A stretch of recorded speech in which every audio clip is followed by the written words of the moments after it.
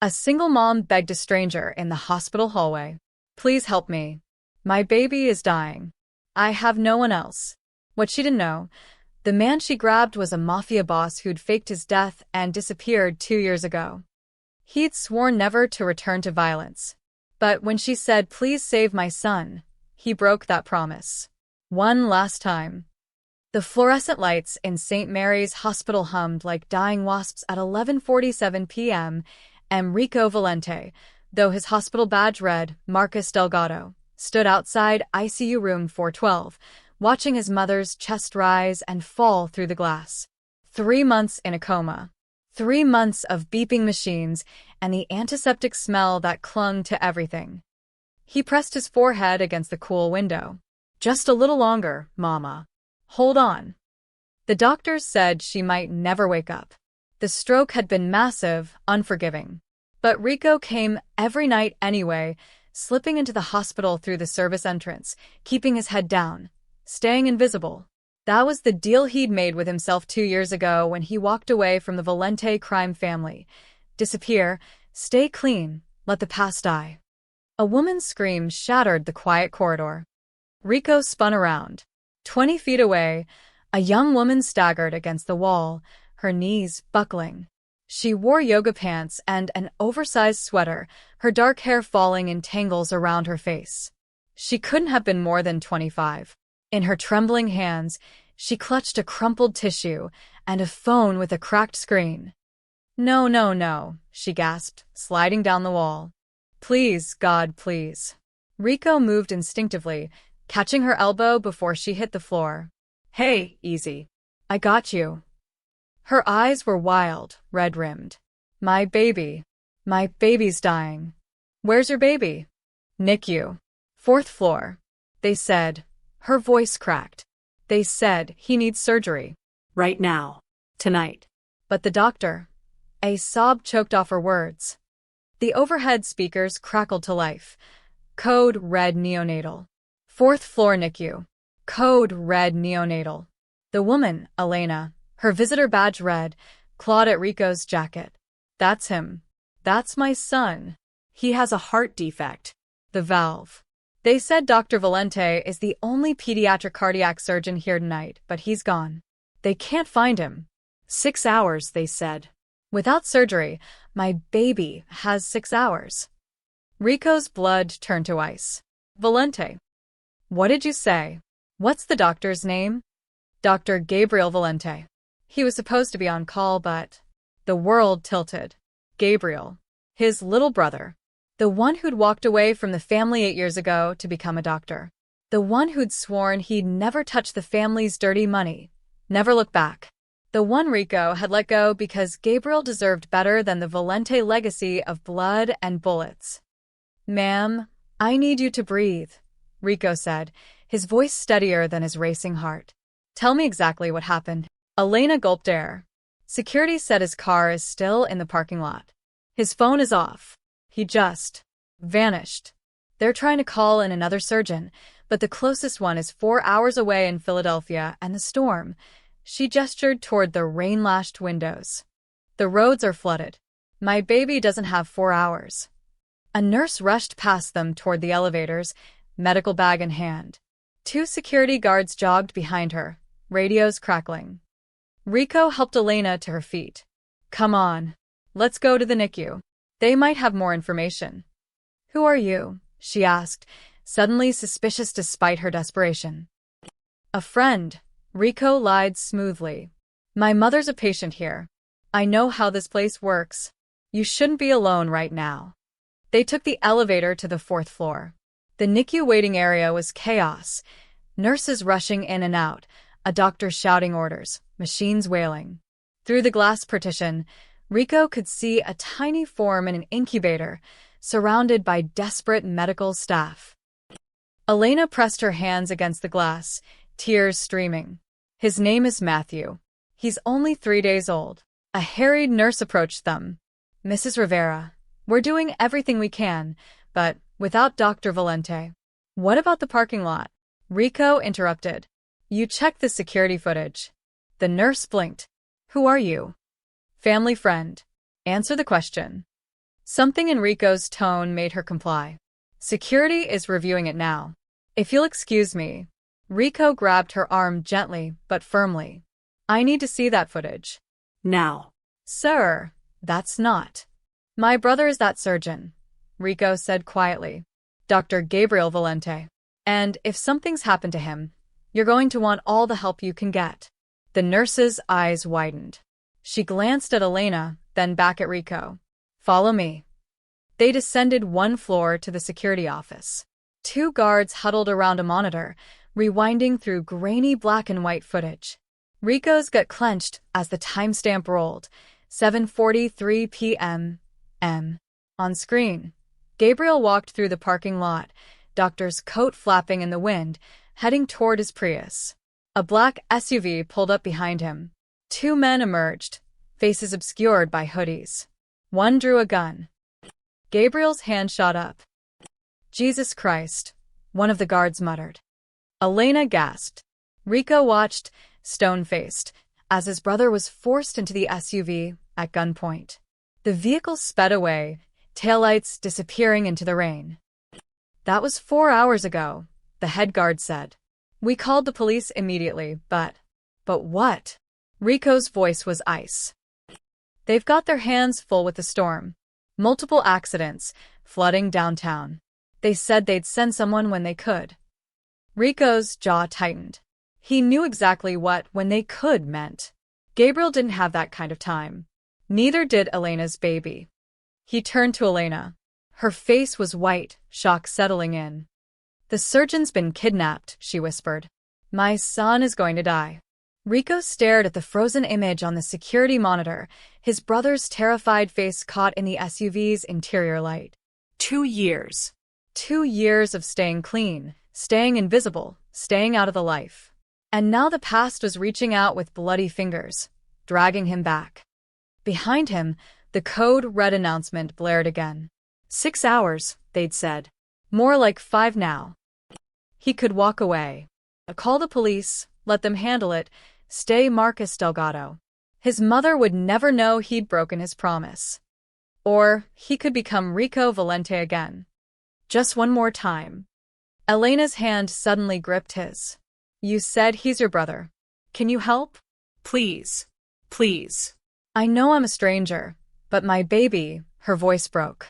He's all I have. Rico looked at her, really looked at her. Single mom, probably working 2 jobs just to keep the lights on, world crumbling around her. And innocent, just like Gabriel had been once upon a time. I'll find him, Rico heard himself say. I'll bring your surgeon back. How? The police.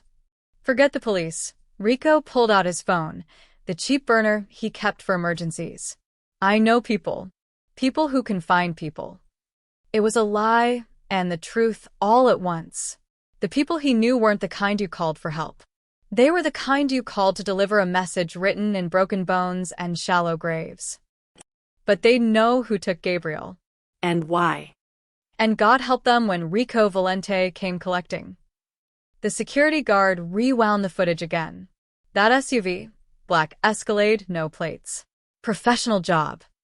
Rico leaned closer to the monitor, studying every frame. The 2 men who'd taken Gabriel moved with military precision. One kept the gun trained while the other zip-tied Gabriel's wrists behind his back. 30 seconds, start to finish. They knew exactly what they were doing.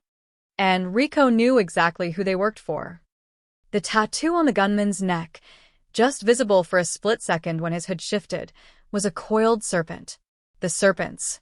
A gang that had been clawing for territory in the Harbor District for the past 3 years, stepping on Valente family toes, making noise. Rico's hands curled into fists. They took my brother.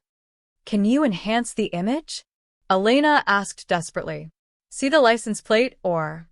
No plates, the guard repeated. And the angle's wrong. We've got nothing. What about traffic cameras? Rico asked. They had to drive somewhere. Track the route. The second guard shook his head. We reported it to police. They'll check traffic cams when they can get to it. Like I said, the storm has everyone slammed. When they can get to it, Rico repeated flatly. He checked his watch. 12:08 a.m. That baby has less than 5 hours. Elena swayed on her feet. Rico caught her arm again, steadying her. Mrs. Rivera, you should sit down, the head guard said, pulling over a chair. We've contacted every hospital within 200 miles. Someone will. No one will make it in time, a new voice said. They turned. Dr. Patricia Chen, the NICU director, stood in the doorway. Her surgical cap was askew, exhaustion carved into her face. She looked at Elena with the kind of sympathy doctors learned to deliver quickly. The closest pediatric cardiac surgeon is Dr. Morrison in Philadelphia, Dr. Chen said. He's willing to come, but Interstate 95 is flooded in 3 places. They're saying 4 hours minimum, maybe 6. We've also reached out to Dr. Okafor in Baltimore, same problem. The storm has shut down everything. What about Hopkins?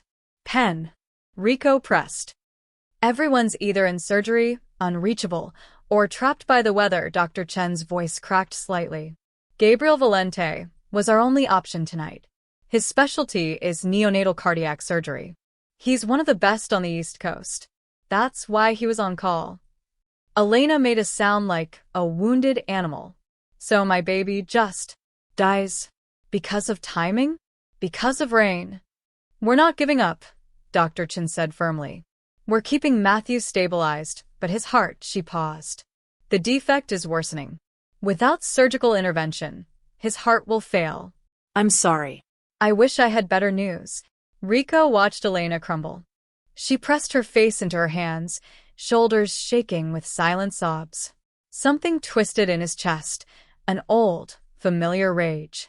The world was cruel and random. Innocent people suffered while monsters thrived. He'd seen it his whole life. But tonight, he could do something about it. Dr. Chen turned to Rico. You said you're Dr. Valente's brother? Yes. Have you had any contact with him? Any idea who would do this? Rico's mind raced. He couldn't tell them the truth, that Gabriel had walked away from a crime family, that the Valente name carried weight in certain circles, that the serpents might have grabbed him for leverage or revenge. Saying any of that would raise questions Rico couldn't afford to answer. No contact, he lied. We're estranged. But I'm going to find him. The police won't move fast enough. Rico pulled out his phone. I have contacts. People who can ask questions the police can't. Dr. Chen studied him carefully. What kind of contacts?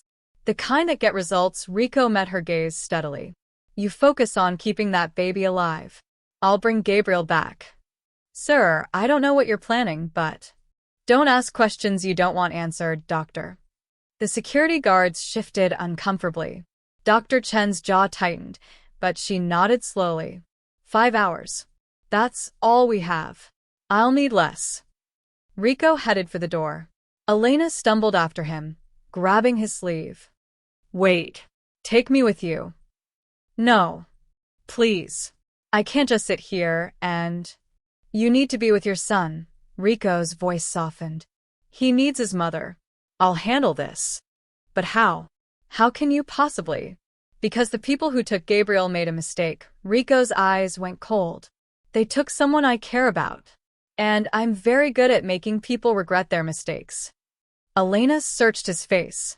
Whatever she saw there made her step back. You're not just his brother, are you? She whispered. You're something else. Rico didn't answer. He didn't need to. Just bring him back, Elena said. I don't care how. I don't care what you have to do. Bring him back, so he can save my baby. I will. Rico paused at the door. What's your son's full name? Matthew. Matthew James Rivera. Matthew James Rivera. Rico repeated, committing it to memory. A name. A real person. Not just a ticking clock or a mission objective. I'll bring your surgeon back, Mrs. Rivera. That's a promise. He walked out before she could respond, before the security guards could ask more questions, before Dr. Chen could call the police. The corridor was quieter now, just the steady beep of machines and the whisper of nurses' shoes on linoleum. Rico's phone was already in his hand. One call. That's all it would take to step back into the darkness he'd worked so hard to escape. One call to become Rico Valente again. But first he needed to think, needed to plan, needed to remember who he used to be and what he was capable of. He found himself walking toward the hospital chapel on the second floor, his feet carrying him there by instinct. His mother had always said that when you had impossible choices, you took them to God. Rico wasn't sure God would want to hear from him tonight. But he was going to make a vow anyway. The chapel was empty. It always was at this hour, just a small room with 6 wooden pews, a simple altar, and a cross on the wall. A single candle flickered in a red glass holder, casting dancing shadows across the stone floor. Rico slipped inside and closed the door behind him. The silence wrapped around him like a shroud. He sank onto the back pew, elbows on his knees, head in his hands. 2 years. 2 years of working construction under a fake name. 2 years of keeping his head down, staying clean, pretending Marcus Delgado was a real person with a real life. 2 years of visiting his comatose mother and praying she'd never wake up to see what he'd been. All of it about to crumble because of one phone call.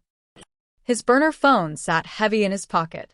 One call to Tommy Knuckles Marchetti, his old cruise enforcer. Tommy would know who ran with the Serpents now, where they operated, how to find them. Tommy would also know that Rico Valente calling after 2 years of silence meant only one thing. Someone was about to die. Rico pulled his mother's rosary from his other pocket. The black beads were worn smooth from decades of prayers. She'd given it to him the night before his first collection job for his father. He'd been 17, scared, trying to act tough. "You pray before and after," she told him, pressing the rosary into his palm. "You ask God for strength to do what you must. Then you ask forgiveness for doing it." He'd carried it ever since. Through beatings and shootings and worse. Through the night his father was gunned down in a restaurant. Through the year he'd run the family business himself, making hard calls, burying bodies, counting blood money. The rosary had been in his pocket the night Gabriel found him in their father's old office, surrounded by ledgers and guns. "This is what you've become?" Gabriel had shouted. "Dad's dead 2 months, and you're already him. Worse than him. Someone has to run things. Then let it burn. Let it all burn." Gabriel's face had been twisted with disgust. "I got into med school. Johns Hopkins. I'm leaving.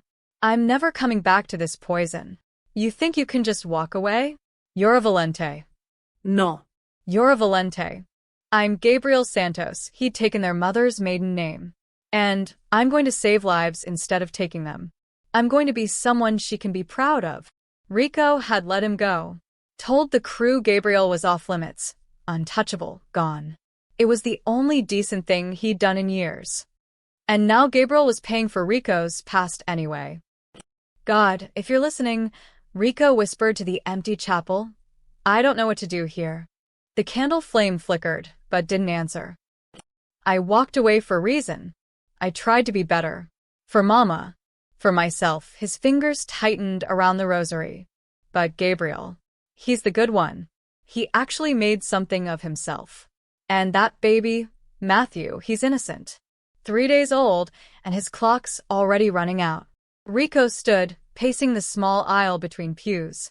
His reflection caught in the dark windows, a man in his 30s, broad-shouldered, with his father's jaw and his mother's dark eyes. He looked like Marcus Delgado, construction worker. But underneath, Rico Valente was still there, waiting. Always waiting. "If I make this call," he said to the cross on the wall, "people will get hurt. Maybe killed. The cops will ask questions.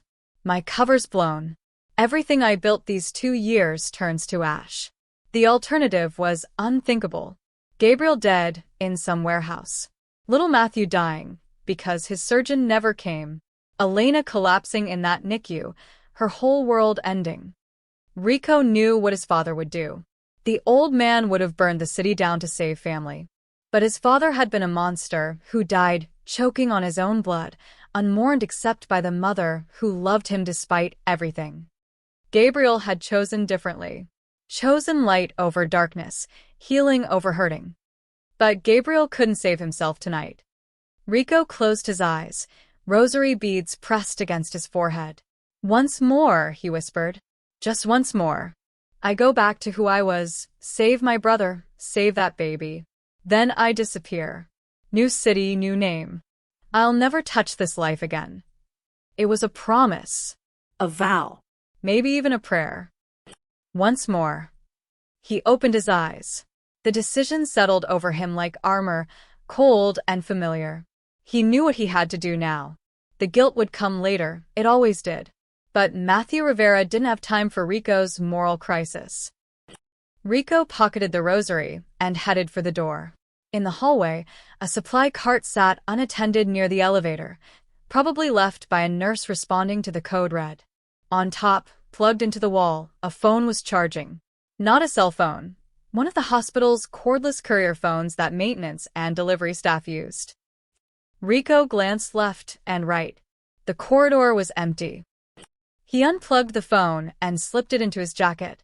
These phones had outside lines, bypassed the hospital switchboard. More importantly, they weren't registered to him. Couldn't be traced to Marcus Delgado. Back in the stairwell, Rico pulled out his burner and the courier phone. He dialed Tommy's number from memory.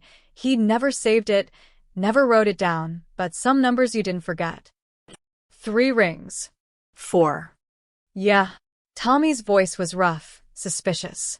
Middle-of-the-night calls were never good news. It's Rico. Silence. Then, holy shit. Ghost boy himself. Thought you were dead. I need information. Fast. The serpents grabbed someone tonight. My brother. I need to know where they took him. Your brother? Didn't know you had. Tommy paused. Wait. The doctor? The one you said was off limits. That's him. They snatched him from St. Mary's Hospital 4 hours ago. Black Escalade, 2 guys, professional grab. Tommy whistled low. The serpents have been making moves, boss. Real aggressive since Mateo Cruz took over. They're pushing product in the harbor, stealing territory. Heard they got some operation at the old docks, around Pier 17-inch. Pier 17, Rico repeated. You sure? That's the word. Look, man, you sure you want back in?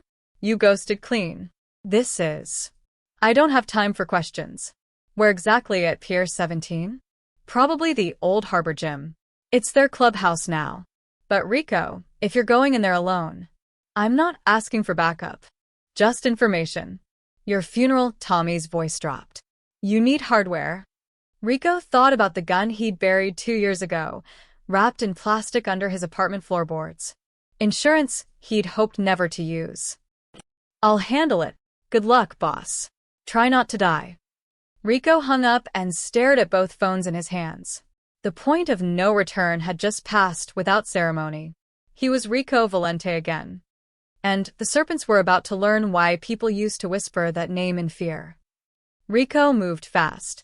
He took the staff-only stairwell down to the ground floor, boots echoing on concrete steps. His mind was already 3 steps ahead. Get to his apartment, retrieve the gun, head to Harbor Gym. Clock ticking, 4 hours and change. He pushed through the stairwell door into a maintenance corridor that led to the ambulance bay.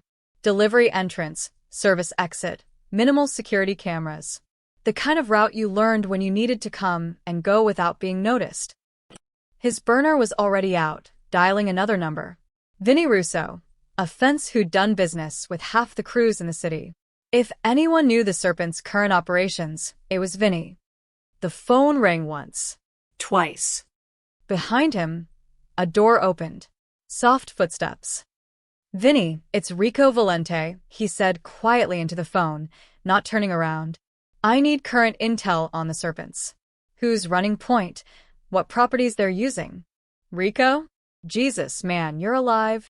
Vinny's nasal voice crackled through. Word was you'd gone ghost. I had. Now I'm back. The Serpents grabbed my brother from St. Mary's Hospital tonight. I need to know where they took him. Your brother? Shit, man, hold on. Rico heard papers shuffling, Vinny's muffled voice talking to someone else. The footsteps behind him had stopped, but he could feel eyes on his back. He turned slightly. Elena stood 15 feet away, half hidden in the corridor shadows. Her arms were wrapped around herself, face pale in the emergency lighting. She'd followed him. Their eyes met. Rico held up one finger, wait, and turned back to his call. Okay, listen, Vinny said.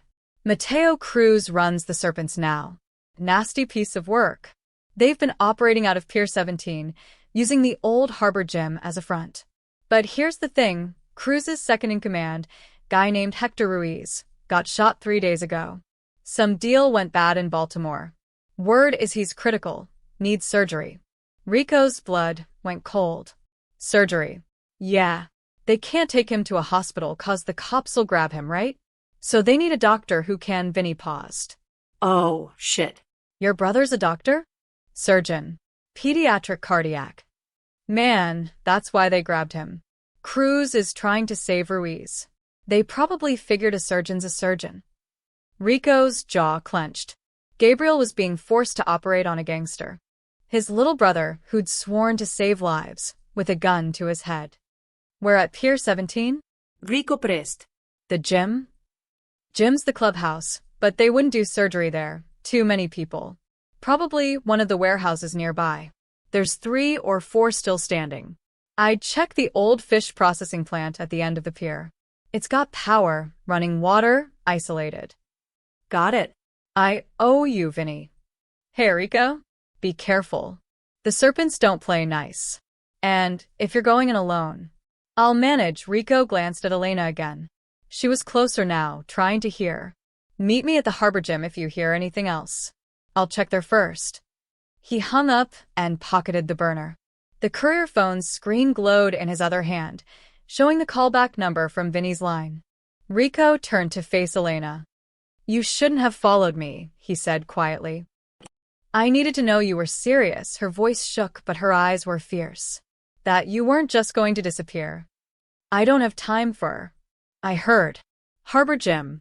Pier 17, Elena stepped closer. They took him to operate on someone. One of their own. Yeah. So Gabriel's alive. He has to be. They need him. For now, Rico headed toward the ambulance bay exit. But once that surgery's done, he's a liability. I need to move. Elena grabbed his arm. I'm coming with you. Absolutely not. I can help. I can. Mrs. Rivera, you have a dying baby upstairs who needs his mother. Rico pulled free gently, but firmly. I appreciate the offer, but this is not your world. You go back to the NICU. Hold your son's hand. Pray. Let me do what I'm good at. What are you good at? She whispered. Rico's expression went flat. Things you don't want to know about. He pushed through the exit door into the ambulance bay. Rain hammered the concrete, wind whipping through the covered area. His car was parked in the visitor lot across the access road, a beat-up Honda Civic that Marcus Delgado drove. Rico Valente would have had something faster, something with power. But that life was supposed to be dead. Tonight it was resurrected. Wait. Elena called from the doorway. The phone. That courier phone. You should give it back. Rico looked down at the phone in his hand. She was right. He couldn't just steal it. He turned back. A young guy in scrubs was coming through the corridor, pushing a cart of linens. His ID badge read, Miguel Santos, night courier. Miguel, Rico called out. This yours? Miguel looked up, saw the phone.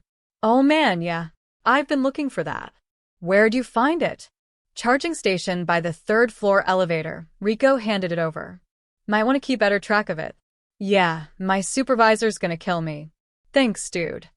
Elena watched the exchange, her eyes tracking the phone. In that brief moment when Miguel checked the screen before pocketing it, Rico saw her lean forward slightly, squinting. The callback number was still displayed, Vinny's line. Her eyes widened. She was memorizing it. Damn. But there was no time to deal with that now. Rico gave her one last look, half warning, half apology, and jogged through the rain to his car. The engine coughed to life. Through the rain-streaked windshield, he could see Elena standing in the ambulance bay entrance, illuminated by the red emergency lights. She raised one hand, not quite a wave.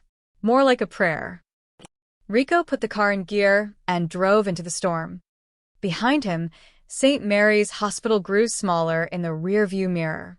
Ahead, somewhere in the darkness of the Harbor District, his brother was being forced to operate at gunpoint. And Rico Valente, the ghost who was supposed to be dead, was coming back to life. One more time. Just once more.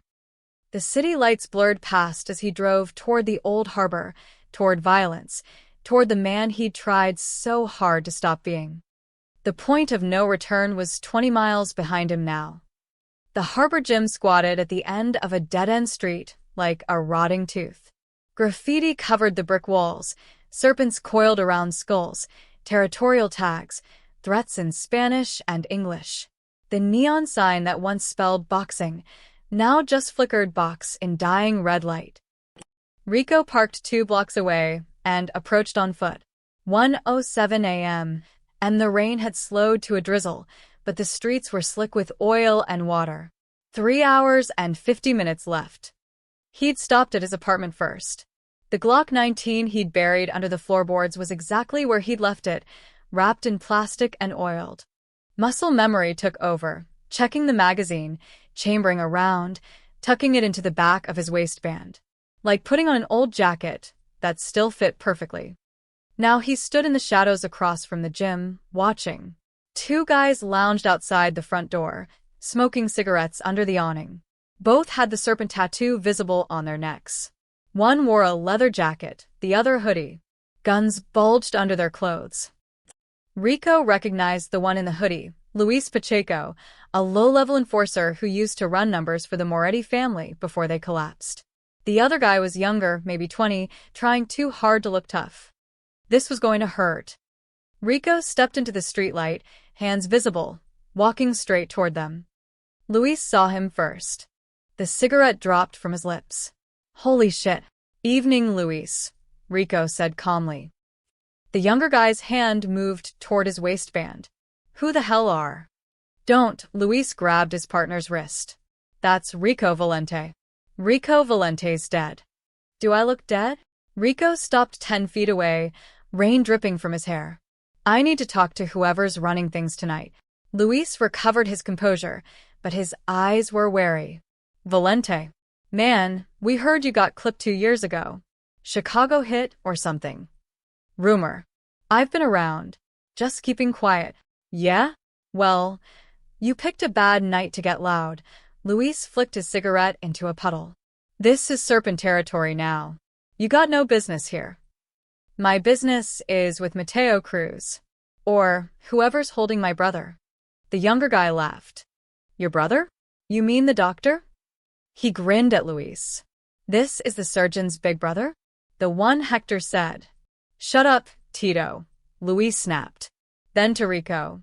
Look, man, I don't know what you think you're doing, but you need to walk away. Cruz finds out you're sniffing around. I'm not walking away. My brother leaves with me. Tonight. That ain't happening. Then we have a problem. Rico moved before they could react. 2 steps forward, grabbed Tito's gun hand, twist hard. The kid yelped as his wrist bent at an ugly angle. Rico drove his knee into Tito's gut, yanked the pistol free, and shoved him sprawling into Luis. Luis was faster. He had his gun halfway out when Rico pressed Tito's weapon against his forehead. Don't. Luis froze. Behind them, the gym door banged open. For more serpents poured out, all armed, all pointing guns at Rico. Drop it, one shouted. Rico kept the gun pressed to Luis's head. Tell them what happens if they shoot. Luis já o clancha. Stand down. He'll blow my head off. Smart man, Rico raised his voice.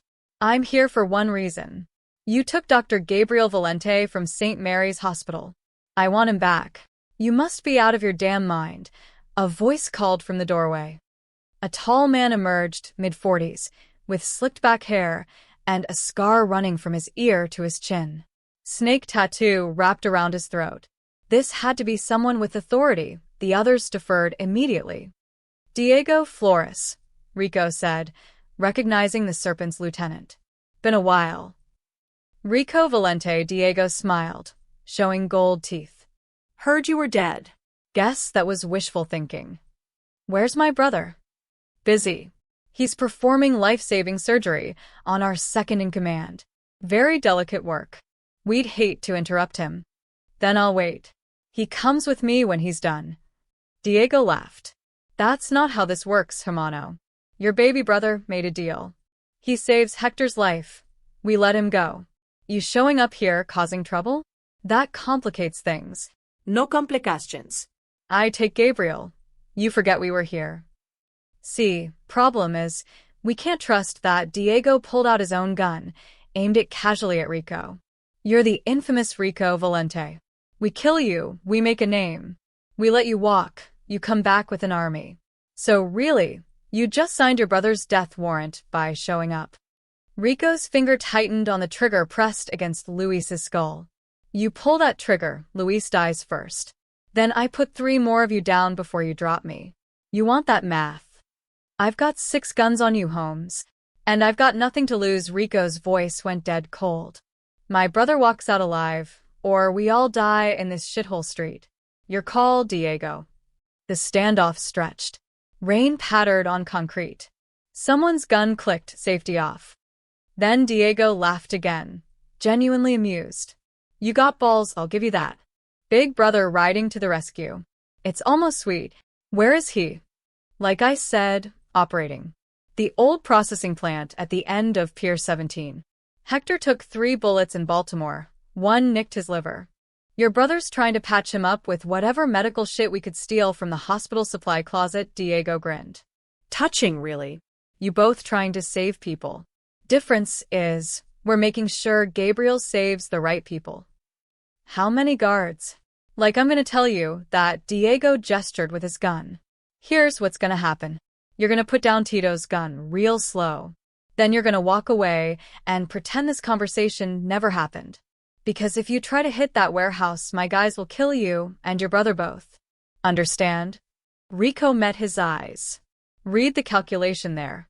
Diego wasn't bluffing about the warehouse guards. But he also wasn't going to start a firefight here in the street. Too much heat, too much attention. I'm going to see my brother, Rico said quietly. Whether you help or not, then you're a dead man walking. Rico slowly lowered the gun from Luis's head, let it drop to the pavement, raised his hands. We'll see. Diego motioned to his crew. Get him out of here. He comes back, shoot him. 2 serpents grabbed Rico's arms, dragged him backward down the street. He didn't resist. He'd gotten what he came for, confirmation Gabriel was alive, location confirmed, and a sense of how many men he was up against. They threw him against his Honda. You're lucky Diego's feeling generous, one growled. Now disappear before we change our minds. Rico climbed into his car, started the engine. Through the windshield, he could see Diego watching from the gym entrance, surrounded by his crew. Rico pulled away slowly, but he wasn't heading home. He was heading to Pier 17. To the old processing plant. To get his brother back or die trying. The clock read 1:29 a.m. 3.5 hours left. The rain came back with a vengeance. It hammered Rico's windshield in sheets, the wipers struggling to keep up. Lightning cracked the sky over the harbor, illuminating the skeletal cranes and warehouses in stark white flashes. Rico's hands gripped the steering wheel until his knuckles went white. The Glock pressed cold against his spine. His heart hammered a rhythm that matched the rain. 3 hours left, 3 hours left, 3 hours left. The GPS on his phone showed Pier 17 was 8 minutes away. 8 minutes to plan an assault on a fortified warehouse with an unknown number of armed guards. 8 minutes to figure out how to extract Gabriel without getting them both killed. 8 minutes to remember why he'd let his brother walk away in the first place. 8 years ago, the old Valente estate in Queens. The memory hit him like a fist. Rico was 27, barely a month into running the family after their father's assassination. The weight of it was crushing, making decisions about territory, about violence, about who lived and who died. Gabriel was 19, home from his first semester at Columbia on pre-med track. Rico sat in their father's study, Now his study, surrounded by ledgers tracking protection money, loan sharking, numbers running. A bottle of whiskey sat half empty on the desk. Blood still stained the carpet from where they'd carried their father's body inside. The door slammed open. Gabriel stood there in his college sweatshirt, face twisted with fury. "Tell me it's not true," Gabriel said. "Tell you it's not true. Anthony Romano. They found him in the river this morning. Shot 3 times. The news is calling it gang violence." Rico didn't look up from the ledger. Romano was stealing from us, skimming 20% off the top of his collections. He got a warning. He didn't listen. "So you killed him?" "I had Victor handle it." "You ordered a hit." Gabriel's voice cracked. "Anthony had a wife. Kids. You put him in the river like garbage." He made a choice. Choices have consequences. Gabriel moved closer, hands shaking. "This is what you've become? Dad's been dead 1 month, and you're already him. Worse than him. Someone has to run things. Then let it burn." Gabriel swept his arm across the desk, scattering papers. "Let the whole rotten empire burn. This isn't a family, Rico. It's poison. It's been poison our whole lives." Rico stood slowly. "You think I wanted this? You think I like making these calls? Then don't make them. Walk away. We could both walk away." "And go where?" Do what? "This is what we are, Gabriel. This is the Valente legacy. It's your legacy, not mine." Gabriel's voice dropped to something cold and final. "I got into Johns Hopkins. Full ride. I'm going to medical school. I'm going to save lives instead of taking them. I'm going to be someone Mama can actually be proud of." "You think she's not proud of me? I think she's ashamed. I think Dad's legacy is blood and bullets and broken families. And I think you're too scared to walk away from it." The accusation hit harder than any punch. Rico felt something crack inside his chest. "You want to go? Then go. But you don't get to come back. You don't get to call when you need money or help or favors. You walk out that door, Gabriel Santos." Rico used their mother's maiden name like a weapon. "You stay gone. Fine. And if anyone asks, you're off limits. Untouchable. You're not a Valente anymore. You're nobody to us." Gabriel's eyes filled with tears.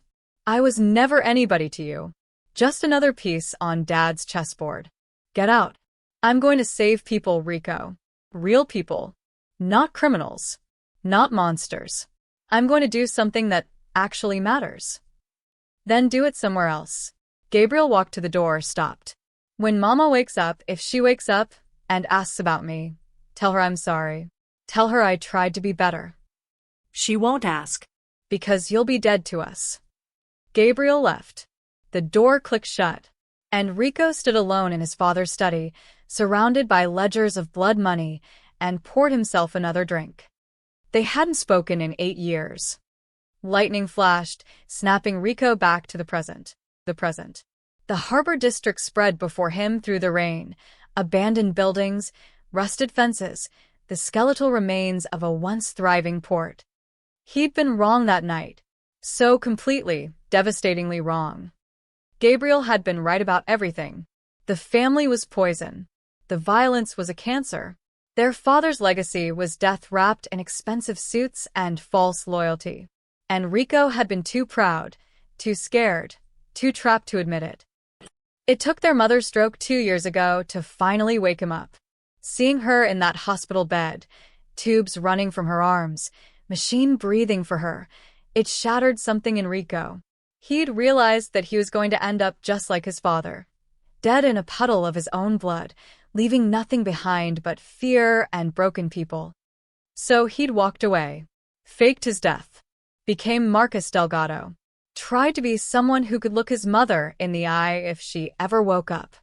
But he'd never reached out to Gabriel, never apologized, never tried to bridge the gap he'd created with his pride and his anger. Now Gabriel was in that warehouse with a gun to his head, being forced to save a gangster's life, trapped in the exact violence he'd tried to escape. Because of the Valente name, because of their father's legacy, because of everything they'd both tried to leave behind. Not this time. Rico whispered to the rain-lashed windshield. "This time I don't let you go." The GPS announced, arriving at destination. Pier 17 loomed ahead, a stretch of crumbling concrete jutting into the harbor. At the end, barely visible through the storm, sat the old fish processing plant. Lights glowed in the windows. Gabriel was in there. And Rico was going to bring him home, even if it meant dying to do it. He parked the car in the shadow of a rusted shipping container, killed the engine, and checked his gun one more time. 15 rounds in the magazine. 1 in the chamber. Against how many serpents? 10? 20? Didn't matter. Rico stepped out into the rain and started walking toward the warehouse. Toward his brother. Toward redemption or death. He didn't care which anymore. Elena stood in the NICU waiting room, staring at her phone. The cracked screen reflected her hollow eyes back at her. Through the glass partition, nurses surrounded Matthew's incubator, adjusting monitors, checking 4 lines. Her baby's heart rate kept dropping, stabilizing, dropping again. 2:14 a.m.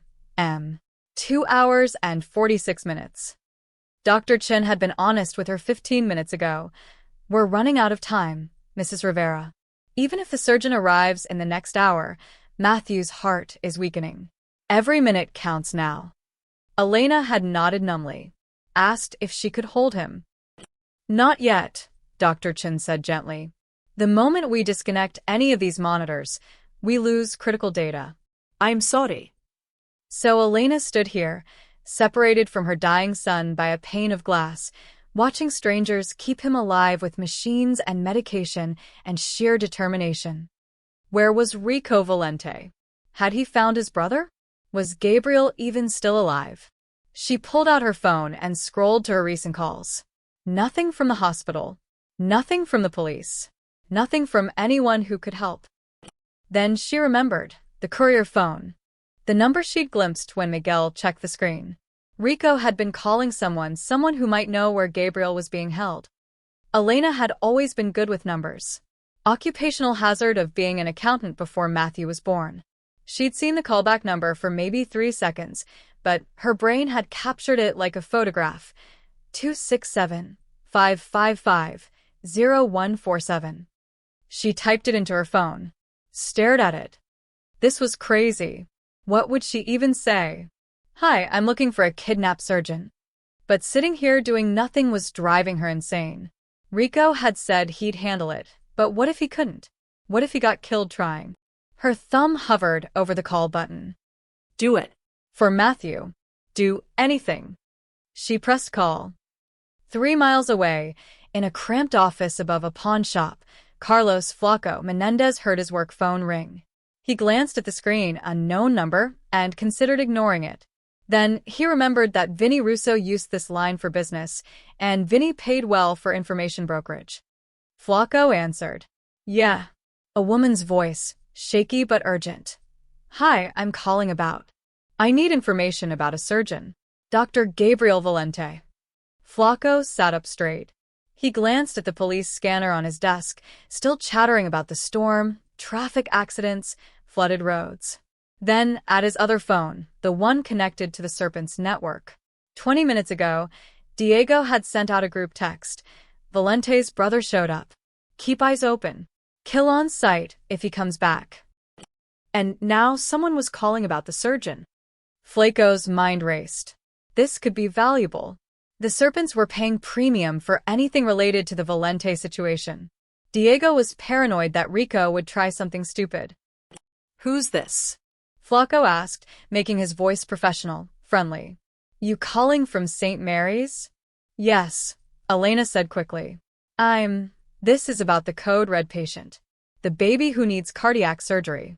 Someone told me this number might have information about where Dr. Valente is." "Bingo."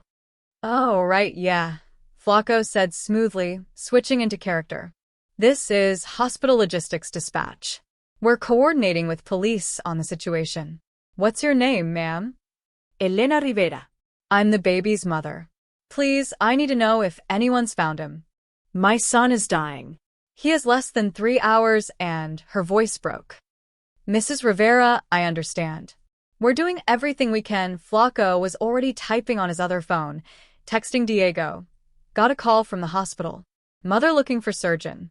She has this number. Someone's been talking. Can you confirm which hospital you're calling from? St. Mary's. 4th floor NICU. My baby is Matthew Rivera. He's 3 days old, and his heart is failing and… I understand. Stay calm. We have units searching for Dr. Valente. Can I ask who gave you this number? Elena hesitated. A man at the hospital. He said he was Gabriel's brother. He was trying to help. Rico gave her the number. Stupid mistake. And this brother, did he say where he was going? He left about an hour ago. He said something about the harbor. Pier 17-inch. Flaco's eyes widened. She just confirmed Rico was heading to the warehouse. Diego needed to know immediately. Mrs. Rivera, I need you to stay at the hospital. For your safety and the baby's. Don't leave the NICU floor. We'll have updates soon. But is someone actually looking? Are the police? Multiple agencies are involved. Just stay put. Can you give me a callback number? Elena rattled off her cell number. Flaco wrote it down, already planning how to use this. Thank you, Mrs. Rivera. Someone will contact you soon with updates. He hung up before she could ask more questions. Immediately, he called Diego's direct line. What? Diego answered. The baby's mother just called Vinny's line. She's looking for the surgeon. How the hell did she get that number? Rico gave it to her. Or she saw it somehow. Point is, she confirmed St. Mary's NICU, 4th floor. And she said Rico's heading to Pier 17. She told him everything. Diego cursed in Spanish. That's stupid, he paused. Wait. The mother's at St. Mary's? With the baby? Yeah. 4th floor NICU. She's not going anywhere, the kid's dying. If Rico fails at the warehouse, he might try to leverage the baby. Get Gabriel to cooperate by threatening the patient. Diego's voice went cold and calculating. Send Tito and Luis to St. Mary's. Have them watch the NICU. If Rico shows up there, or if the mother tries to run, grab them both. You want them grabbed? Not yet. Just watched. But if things go sideways at the warehouse, we might need leverage of our own. A dying baby makes excellent motivation. Flaco felt something twist in his gut. He'd done a lot of dirty work for the Serpents, but threatening a newborn felt like crossing a line even he didn't want to cross. You sure about this, Diego? You questioning me? No, man. Just a baby? It's insurance. Tell them to be subtle. Hospital security is tight. Just eyes on the NICU until I say otherwise. Diego hung up. Flaco sat in the dim office, rain pattering against the window. He looked at Elena's callback number written on his notepad. A desperate mother calling random numbers, trying to save her son. He picked up his other phone and texted Tito. Diego wants you at St. Mary's Hospital. 4th floor NICU. Watch the Rivera baby and mother. Don't engage unless ordered. Just surveillance. Tito's response came seconds later. On it. Flaco leaned back in his chair. Somewhere out in the storm, Rico Valente was about to walk into a trap. And now the hospital, the one place that was supposed to be safe, was compromised too. He poured himself a drink and tried not to think about what happened to 3-day-old babies when gangsters started using them as bargaining chips. The rain drummed against the window like a funeral march. The fish processing plant loomed like a tomb. Rust-streaked walls, broken windows covered with plywood, a single metal door with light seeping around its edges. 2 guards stood outside under a torn awning, smoking cigarettes, AK-47s slung over their shoulders. Rico crouched behind a stack of rotting pallets 50 feet away, rain-soaked, calculating. The direct approach had gotten him information at the gym.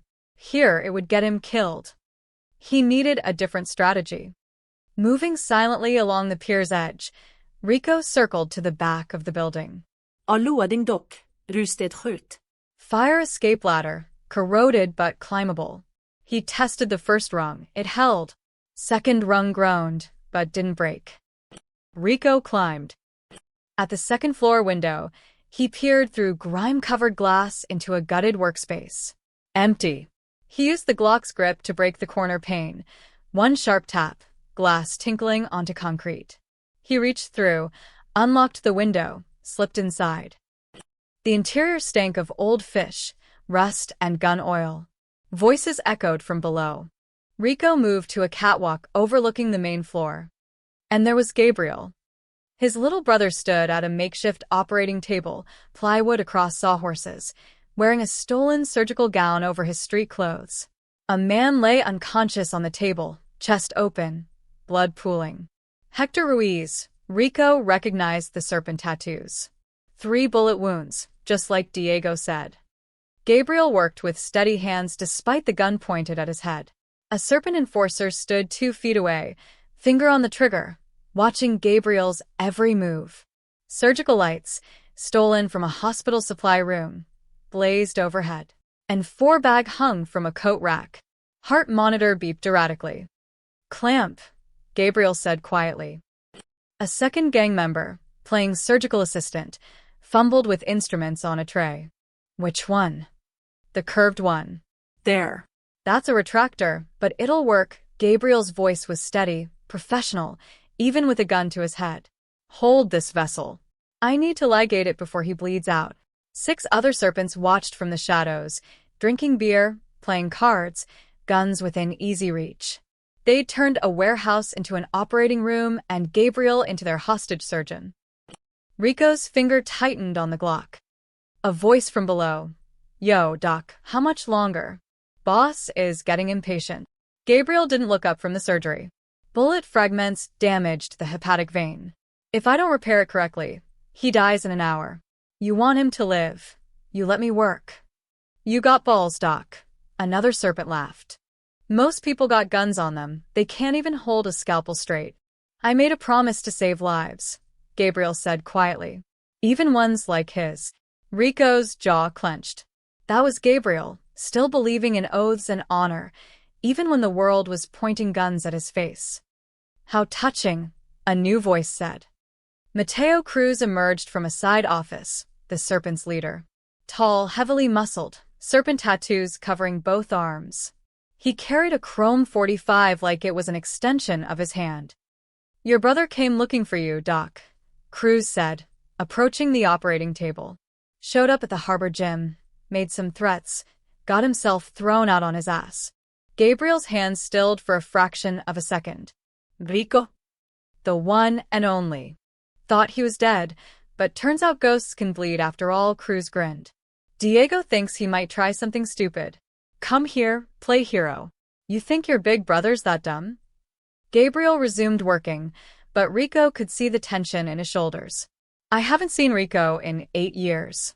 We're not family anymore. Blood is blood. Document, trust me. If you trusted blood, you wouldn't have a gun to my head. Cruz laughed. I like you. You got steel. When you're done saving Hector, maybe we keep you around. Personal physician for the serpents. Better than some hospital that pays you shit. Not interested. Everyone's interested in staying alive, Doc. Rico had seen enough. Heard enough. Time to move. He aimed at the enforcer, holding the gun to Gabriel's head. Center mass. Exhaled slowly. Squeezed the trigger. The gunshot cracked like thunder. The enforcer dropped, a red bloom spreading across his chest. Chaos erupted. Contact. Second floor, someone shouted. Muzzle flashes lit the darkness. Bullets punched into the catwalk, sparks flying. Rico rolled behind a concrete pillar, returned fire. 2 shots, one serpent down, clutching his leg. 3 shots, another diving for cover. Gabriel dropped flat beside the operating table, hands covering his head. Hector Ruiz lay exposed, unconscious, bleeding out. Get the doctor. Cruz roared. A serpent rushed toward Gabriel. Rico shot him twice, center mass, then head. The man crumpled. Rico vaulted the catwalk railing, dropping 15 feet to the floor below. He landed hard, rolled, came up shooting. The makeshift surgical assistant raised a pistol. Rico put a round through his shoulder. The man screamed, fell. Cruz fired 3 shots. One missed. One sparked off a support beam. The third grazed Rico's shoulder. White-hot pain. Rico gritted his teeth and fired back. Cruz dove behind the operating table, using his own second-in-command as a meat shield. You want him to die? Cruz shouted. Keep shooting, Valente. Rico didn't stop. He charged forward, firing methodically. Two serpents emerged from the shadows. Rico dropped the first with a headshot, clipped the second in the chest. Then his slide locked back. Empty. Cruz grinned, rising from behind the table. Out of ammo? That's unfortunate. Gabriel suddenly stood, grabbed a surgical tray, and hurled it at Cruz. Scalpels and clamps scattered. Cruz flinched just a second, but enough. Rico closed the distance, pistol-whipped Cruz across the temple. The gang leader stumbled. Rico hit him again, harder. Cruz went down, blood streaming from his scalp. The remaining serpents raised their weapons. Rico pulled a spare magazine from his pocket, reloaded with practice speed, and pressed the gun to Cruz's head. Unless you want to elect a new boss tonight. They froze. Guns down. Kick them away. Now. 3 AK-47s clattered to the concrete. Rico looked at Gabriel. His little brother stared back, eyes wide, face spattered with Hector's blood. You okay? Rico asked. Am I? Gabriel's voice cracked. You just killed 4 people. 5, technically. But who's counting?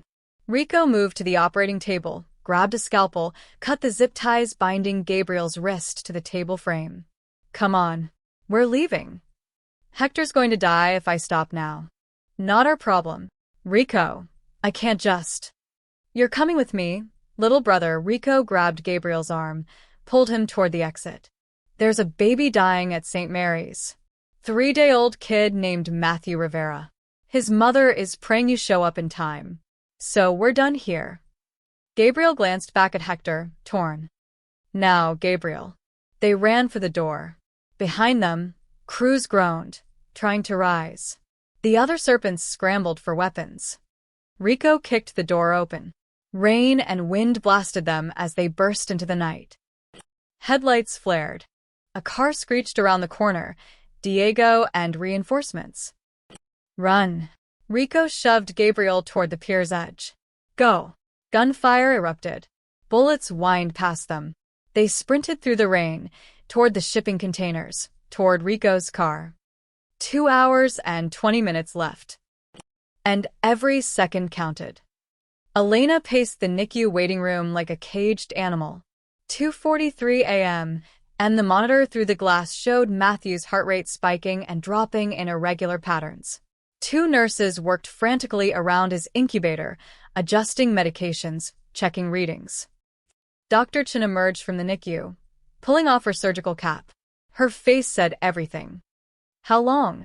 Elena whispered. Less than 2 hours. Maybe 90 minutes. Dr. Chen's voice was gentle but honest. His heart is compensating less and less. The defect is widening. Without surgical intervention, very soon. She didn't finish. She didn't need to. Elena sank into a plastic chair, foam clutched in her trembling hands. The call she'd made 20 minutes ago played on repeat in her mind. That smooth voice on the other end, hospital logistics dispatch. Something had felt wrong. Too smooth. Too quick to ask questions. Had she just made a terrible mistake? Mrs. Rivera? A security guard approached. I'm Officer Patterson. We've been asked to increase patrols on this floor given the situation with Dr. Valente. What situation? The abduction.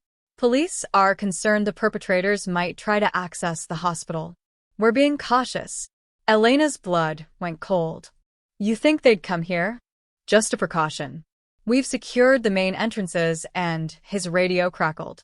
He held up a finger, stepped away. Patterson here. Say again. Elena couldn't hear the response, but she saw Patterson's expression shift from routine to alert.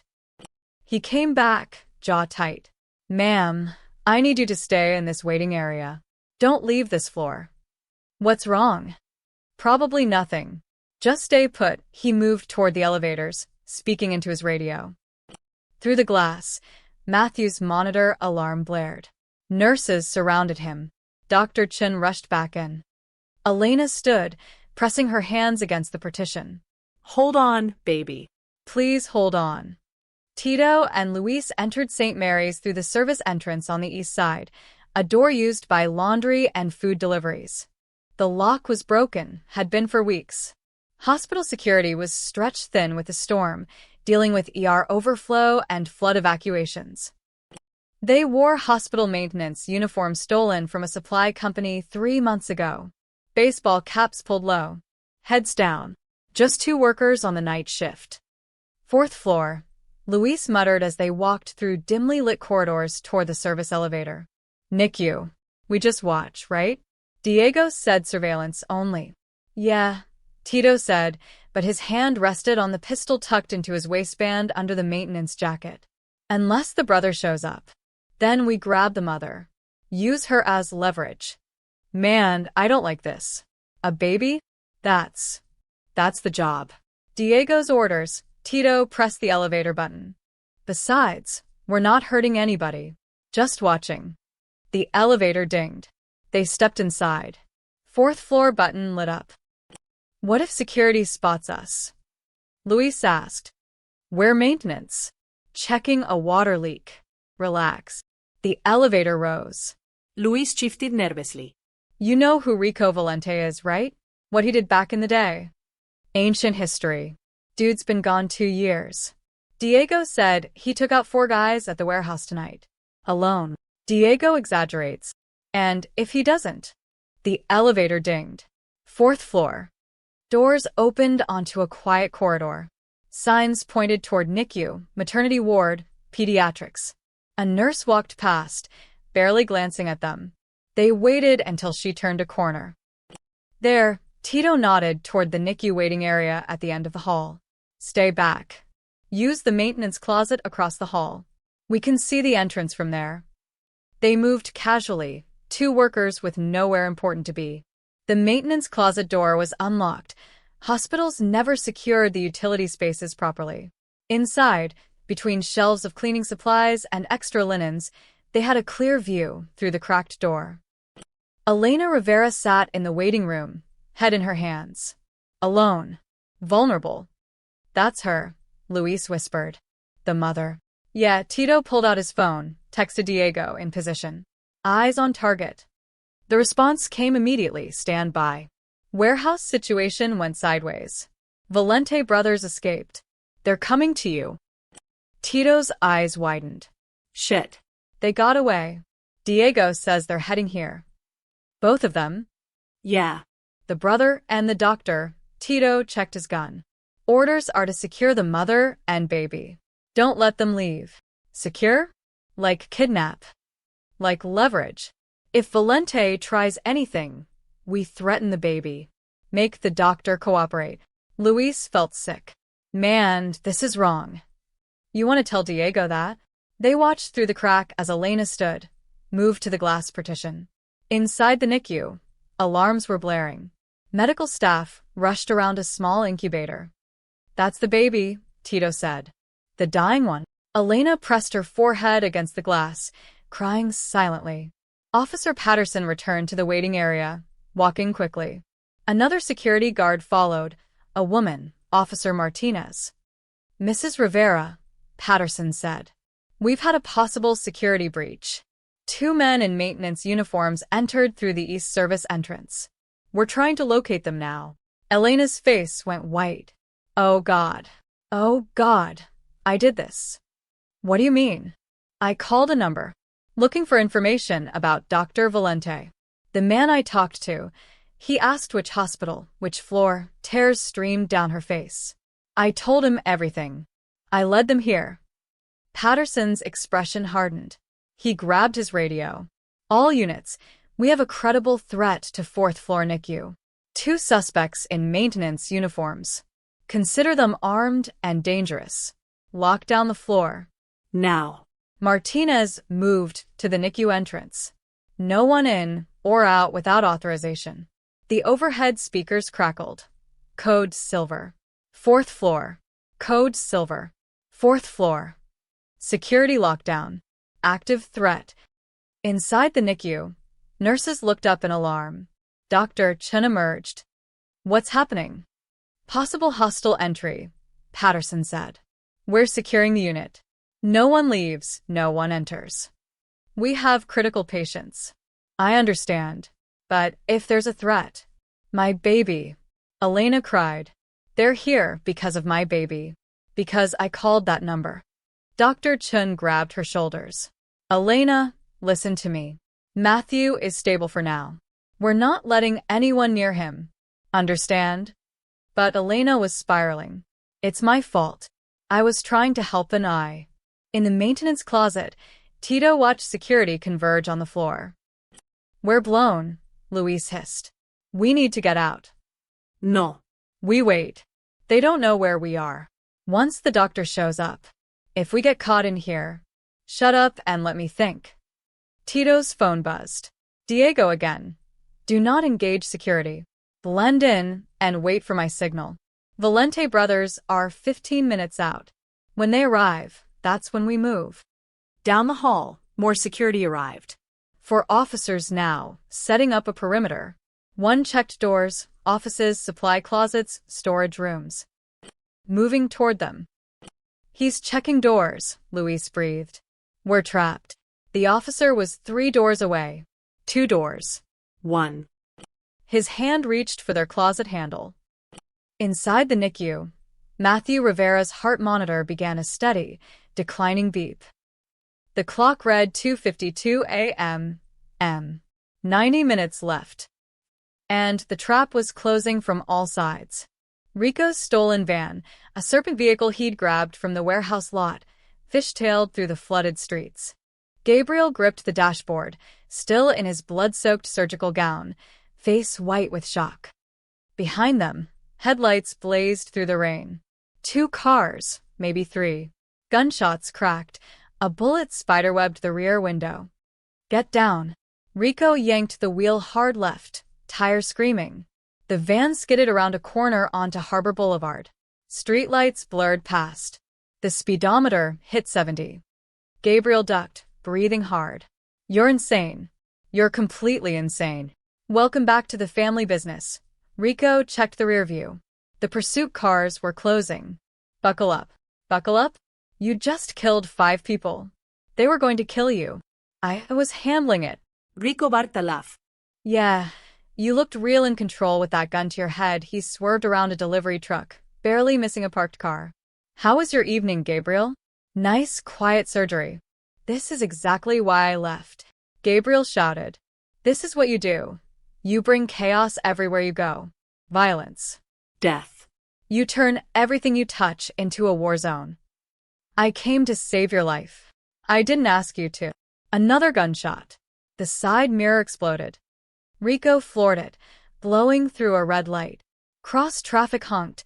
A taxi swerved, crashed into a light pole. The van barreled through the intersection onto Market Street. This isn't about you, Rico said through gritted teeth. This is about a 3-day-old baby named Matthew Rivera who's dying at St. Mary's right now. His mother begged me to find you because you're the only surgeon who can save him. Gabriel stared. What? You were supposed to operate on him tonight.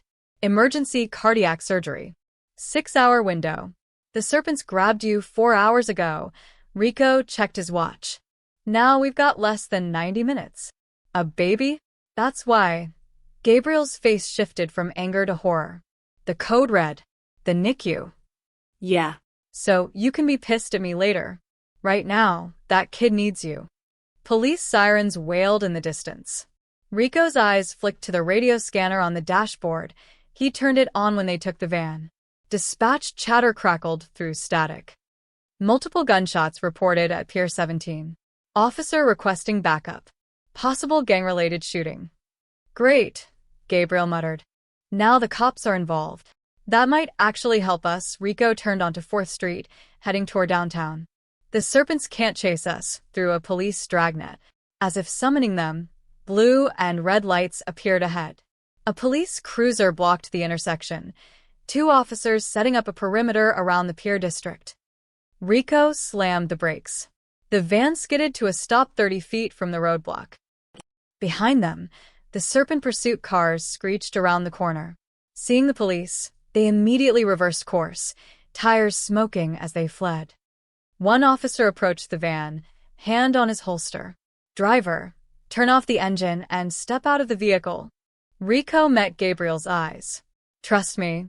One more time." "I stopped trusting you 8 years ago." "Then trust that I want to save that baby." Rico rolled down the window, hands visible. The officer, young, maybe 25, shined his flashlight into the van. "Sir, this vehicle matches the description of." He saw Gabriel's blood-stained surgical gown. "Jesus. Is someone hurt?" "I'm a doctor," Gabriel said quickly. "Dr. Gabriel Valente from St. Mary's Hospital. I was kidnapped earlier tonight and forced to perform surgery. This man rescued me." The officer's flashlight swung to Rico. "Your name, sir?" "Marcus Delgado. I'm his brother." "ID." Rico handed over his fake driver's license. The officer studied it, then spoke into his radio. "Dispatch, I've got a possible kidnapping victim. Male, late 20s, claims to be Dr. Gabriel Valente from St. Mary's. Can you confirm?" Static. Then, affirmative. Dr. Valente was reported abducted at approximately 1940 hours. "Is he injured?" "No visible injuries. He's covered in blood, but says he was performing surgery." "Copy that." St. Mary's Hospital has been requesting updates. They have a critical pediatric patient requiring his immediate attention. The officer looked at Gabriel. "You need to get to St. Mary's?" Yes. "Urgently. A baby is dying." "Then you've got an escort," the officer waved to his partner. "Miller, we're taking these two to St. Mary's. Emergency medical transport." "Wait," Rico said. "The men who took him, they might have people at the hospital." The officer's expression hardened. "Then it's a good thing we're coming with you. Follow us." The police cruiser pulled ahead, lights and sirens blazing. Rico followed close behind. The second cruiser fell in behind them, a convoy racing through the pre-dawn streets. Gabriel stared out the windshield. A baby. 3 days old. "Yeah. What's wrong with him?" "Heart defect. Valve or something. I don't know the medical terms. His mother said you were the only surgeon available." Gabriel closed his eyes. "Congenital heart defect. Probably truncus arteriosus or tetralogy of Fallot. Those are the most common critical defects in newborns." He opened his eyes. "How long has he been waiting?" "Since you were taken." "About 5 hours now." 5 hours, Gabriel's hands trembled. "If it's severe, he might not make it even if we get there in time." "He will," Rico said. "Because you're the best." "That's what everyone says." "I'm good. But I'm not a miracle worker." "Tonight you are." The convoy blew through intersections, scattering early morning traffic. The rain had lessened to a drizzle. In the east, the sky was beginning to lighten, pre-dawn gray bleeding into the darkness. The scanner crackled again. "All units, be advised. Reports of 2 suspects in maintenance uniforms at St. Mary's Hospital, 4th floor. Code silver in effect." Rico's blood went cold. "They're at the hospital." "Who?" "The serpents. They must have sent people after the baby. As leverage." Gabriel's face went white. "You brought them to the hospital?" "The mother called a number trying to find you. They must have traced it. So now there are armed gang members in a NICU full of premature babies. Hospital security will." "Hospital security isn't equipped for this." Gabriel slammed his fist against the dashboard. "This is what I'm talking about, Rico. Your world doesn't stay contained. It spreads like poison. Now that baby, that innocent baby, is caught in crossfire because of us. Because of the Valente name." Rico had no answer. Because Gabriel was right. The hospital appeared ahead, a lit fortress against the dark sky. Emergency lights flashed around the entrance. Police vehicles. Security vans. The convoy pulled into the ambulance bay. Officers jumped out, hands on weapons. "Stay close to us," the lead officer told Gabriel. "If there are hostiles inside." "I don't care about hostiles. Gabriel said, already running toward the entrance. I have a patient. Rico followed, the Glock heavy against his spine. Somewhere above them, on the fourth floor, Matthew Rivera was dying. And the serpents were waiting. The clock read 3:11 a.m. 49 minutes left. The elevator doors opened on the fourth floor. Gabriel burst out first, still in his blood-stained surgical gown, Rico and two police officers close behind. The corridor was chaos, security guards everywhere, nurses hovering near the NICU entrance, Dr. Chen shouting orders into a phone. Elena saw Gabriel and screamed. She ran toward him, nearly collapsing. Her hands grabbed his sleeve, his arm, anything to confirm he was real. Please, she sobbed. Please, my baby. He's dying. They said minutes now. Please. Gabriel steadied her. Mrs. Rivera, I'm here. I'm going to help your son. Matthew. His name is Matthew.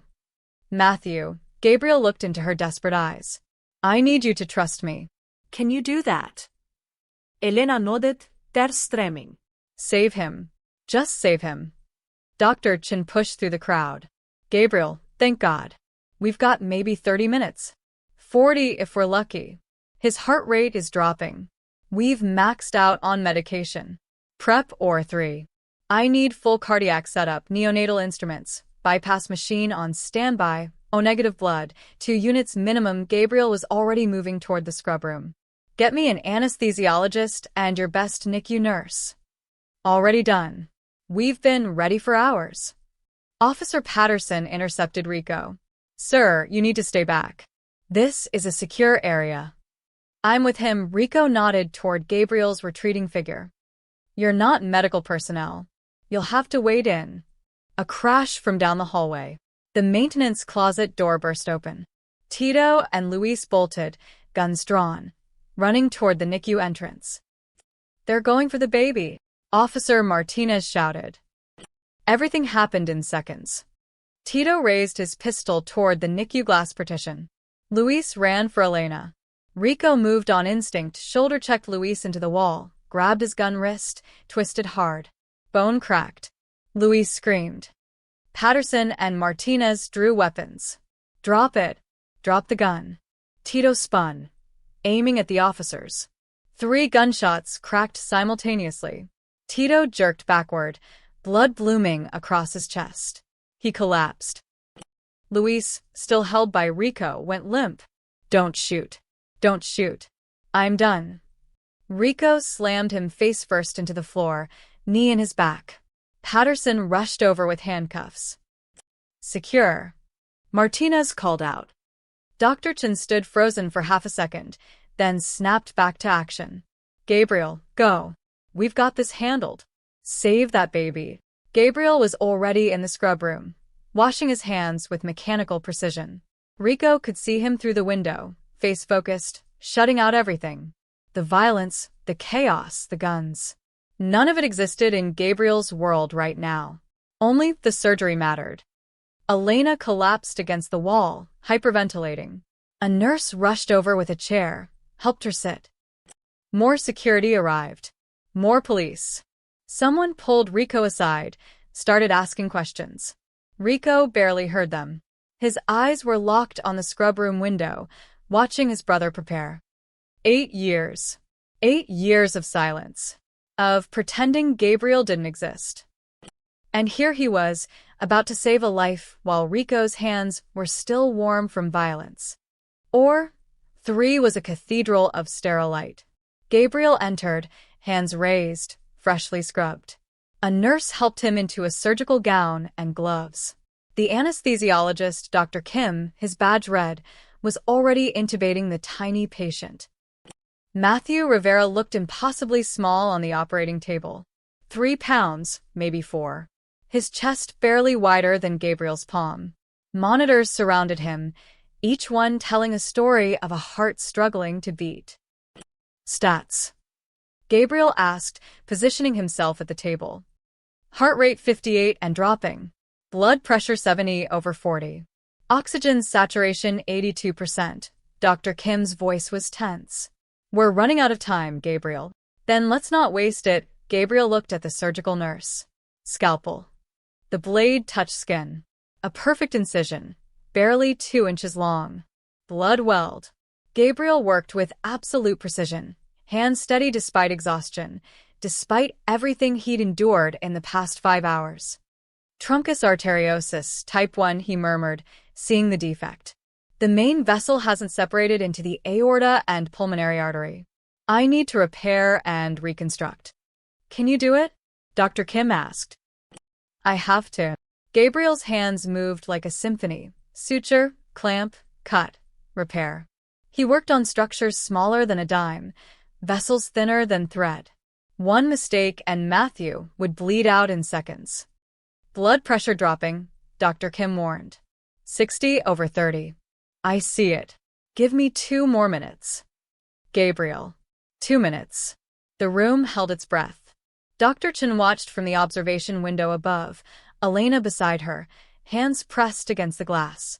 Rico stood in the corner, unnoticed, bloodied jacket wrapped around his torn shoulder, watching his brother do what he did best. Save lives. Gabriel reconstructed the malformed vessels, creating pathways for blood to flow correctly. His fingers moved with absolute certainty, muscle memory from thousands of hours of training. Starting bypass, he said. The machine hummed to life, taking over for Matthew's failing heart while Gabriel completed the repair. 30 minutes became 40. 40 became 50. Almost there, Gabriel whispered. Hold on, Matthew. Just hold on. Final sutures. Vessel repair complete. Gabriel stepped back, nodded to Dr. Kim. Take him off bypass. Let's see if his heart can handle it. The machine powered down. For 3 eternal seconds, nothing happened. Then the monitor beeped.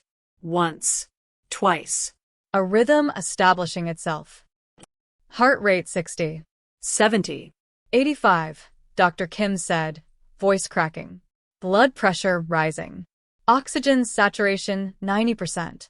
95. He's doing it, the surgical nurse breathed. He's stabilizing. Gabriel closed his eyes briefly. Finish closing. Monitor him constantly. Any irregularities, page me immediately. You did it, Dr. Chen said through the intercom. Gabriel, you saved him.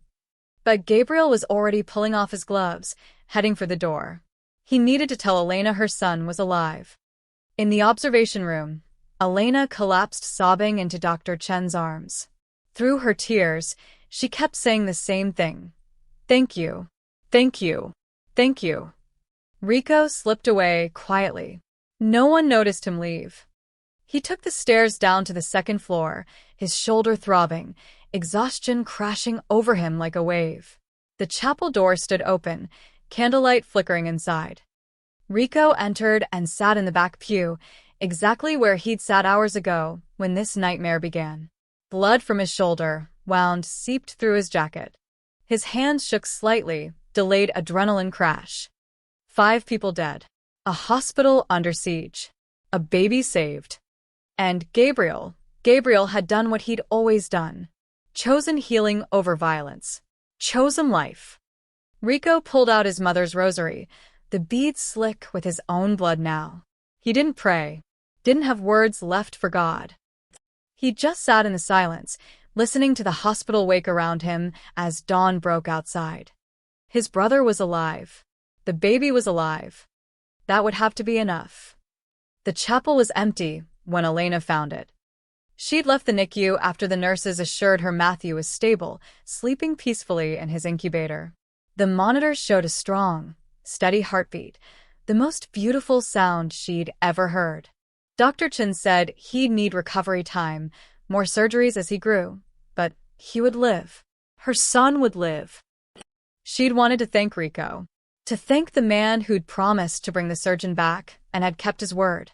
But when she'd returned to the 4th floor, he was gone. The brother? Officer Patterson had said. Left about 20 minutes ago. Didn't say where he was going. So Elena had wandered, following some instinct she couldn't name, until she found herself outside the chapel on the 2nd floor. The door stood ajar, candlelight flickering inside. She entered quietly. The chapel was simple, peaceful. A place outside of time. She walked down the aisle, intending to pray, to thank God for the miracle of her son's survival. Then she saw it. On the back pew, dark against the pale wood, a rosary. Black beads, silver crucifix. Blood stained the cotton thread holding it together, still wet, still fresh. Elena picked it up carefully, the weight of it heavy in her palm. This was his. The man who'd saved them. Rico Valente, if that was even his real name. She clutched the rosary to her chest and finally let herself cry. Not tears of fear this time, but relief. Gratitude. For a stranger who'd walked back into violence to save people he didn't know. 2 floors up, Detective Sarah Morrison cornered Gabriel in the physician's lounge. He'd showered, changed into clean scrubs, but exhaustion carved deep lines around his eyes. Dr. Valente, we need to ask you some questions about what happened at Pier 17, she said, notebook open. 5 bodies, multiple gunshot wounds. You were there? I was forced to perform surgery on Hector Ruiz, Gabriel said flatly. Under duress. Armed men held me at gunpoint. And your brother, Marcus Delgado, also known as Rico Valente, he extracted you. Gabriel met her eyes. I haven't seen my brother in 8 years. A man claiming to be him showed up, yes. He got me out. That's all I know. Dr. Valente, we have reason to believe Rico Valente was involved in organized crime. The Valente family is dead, Gabriel interrupted. Has been for years. I changed my name, went to medical school, built a life saving people. Whatever my family was, I'm not part of it. But your brother is gone. Again, Gabriel stood. Detective, I have a patient to monitor. A 3-day-old baby who almost died tonight. If you need anything else from me, you can contact my lawyer. He walked out before she could respond. Detective Morrison sighed, flipping through her notes.